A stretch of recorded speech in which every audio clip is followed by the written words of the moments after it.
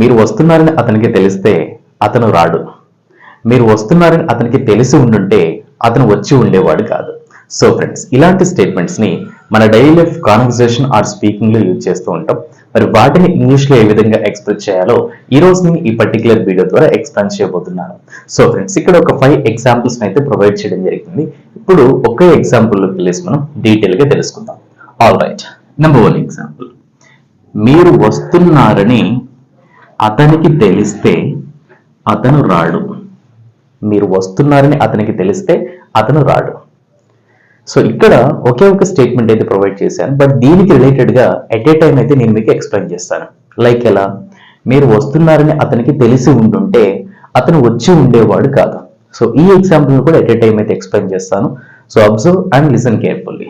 Right, మీరు వస్తున్నారని అనేది ఒక సిచ్యువేషన్, అతనికి తెలిస్తే అనేది సెకండ్ సిచ్యువేషన్, అండ్ అతను రాడు అనేది ఇది రిజల్ట్ పార్ట్ అయితే అవుతుంది. ఇది రిజల్ట్ పార్ట్ అవుతుంది. అతను రాడు అనేది రిజల్ట్ పార్ట్ అవుతుంది. మరి దీన్ని ఇంగ్లీష్ లో ఎలా ఎక్స్ప్రెస్ చేస్తాం? మీరు వస్తున్నారని అతనికి తెలిస్తే, if he knows you are coming.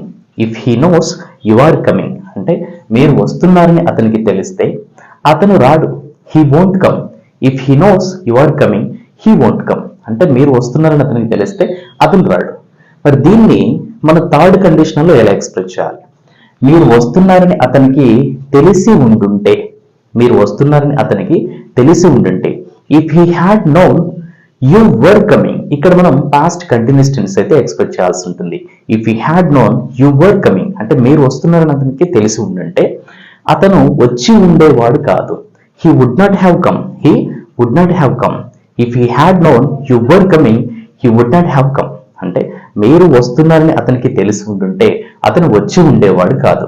Second example. అతను అడిగాడని వారికి తెలిస్తే, అతను అడిగాడని వారికి తెలిస్తే వారు మిమ్మల్ని తిడతారు. వారు మిమ్మల్ని తిడతారు. సో ఫ్రెండ్స్, ఇక్కడ కూడా అతను అడిగాడని అనేది ఒక సిచ్యువేషన్, వారికి తెలిస్తే అనేది సెకండ్ సిచ్యువేషన్, అండ్ వారు మిమ్మల్ని తిడతారు అనేది రిజల్ట్ పార్ట్ అయితే అవుతుంది. మరి దీని ఇంగ్లీష్ లో అతను అడిగాడని వారికి తెలిస్తే, if they know he has asked. If they know he has asked అంటే అతను అడిగాడని వారికి తెలిస్తే. సో ఇక్కడ మనం ప్రెసెంట్ పర్ఫెక్ట్ టెన్స్ అయితే యూజ్ చేయాల్సి ఉంటుంది. ఇఫ్ దే నో అంటే వారికి తెలిస్తే, ఏం తెలిస్తే?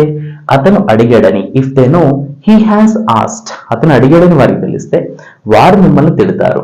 They will scold you. They will scold you. If they know he has asked them, they will scold you అంటే అతను అడిగాడని వారికి తెలిస్తే వారు మిమ్మల్ని తిడతారు.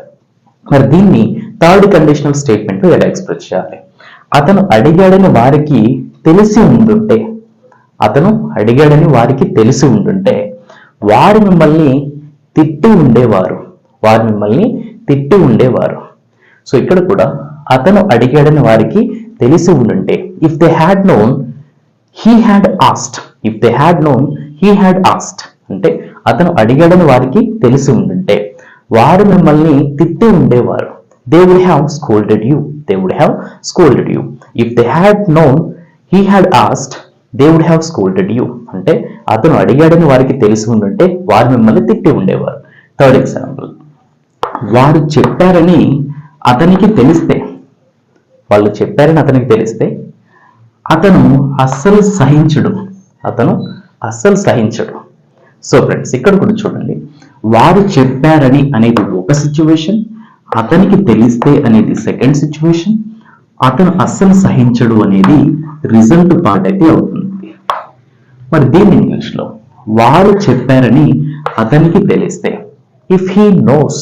ఇఫ్ హీ నోస్ అంటే అతనికి తెలిస్తే ప్రెసెంట్ టెన్స్ లో. ఇఫ్ హీ నోస్ అంటే అతనికి తెలిస్తే ఏమని? వారు చెప్పారని. If he knows they have told. They have told. If he knows they have told అంటే వారు చెప్పారని అతనికి తెలిస్తే అతను అస్సలు సహించడు. He won't tolerate. He won't tolerate అంటే అతను అస్సలు సహించడు. మరి దీన్ని థర్డ్ కండిషనల్ స్టేట్మెంట్ ఎలా ఎక్స్ప్రెస్ చేస్తాం?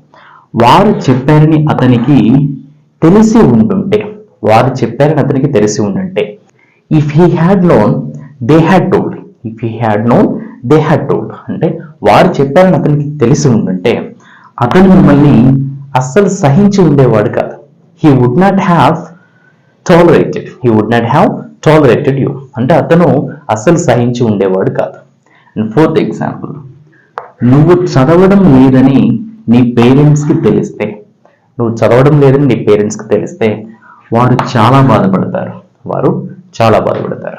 సో ఫ్రెండ్స్, ఈ ఎగ్జాంపుల్లో కూడా నువ్వు చదవడం లేదని అనేది ఒక సిచ్యువేషన్, నీ పేరెంట్స్కి తెలిస్తే అనేది సెకండ్ సిచ్యువేషన్, వారు చాలా బాధపడతారు అనేది రిజల్ట్ పార్ట్ అయితే అవుతుంది.